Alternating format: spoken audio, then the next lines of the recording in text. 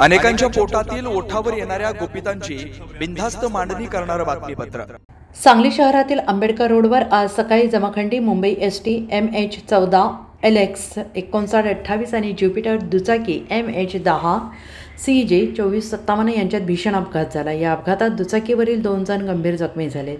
प्रत्यक्षदर्शींनी दिलेल्या माहितीनुसार ज्युपिटर दुचाकी आंबेडकर रोडने जात असताना समोरून भरधाव वेगात आलेली जमखंडी मुंबई बसने जोरदार धडक दिली। धडकेनंतर दुचाकीवरील दोघे रस्त्यावर फेकले गेले।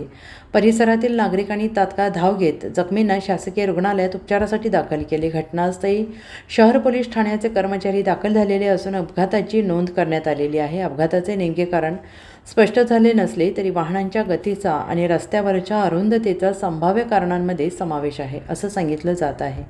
या अपघातामुळे आंबेडकर रोडवर काही काळ वाहतूक विस्कळीत झाली होती। स्थानिक नागरिकांनी रस्त्यावरील वाहतूक नियंत्रणासाठी योग्य उपाययोजना करण्याची मागणी केली आहे। बेधडक निर्भीड बिनधास्त मांडणी करणारा खबऱ्या लाईव्ह।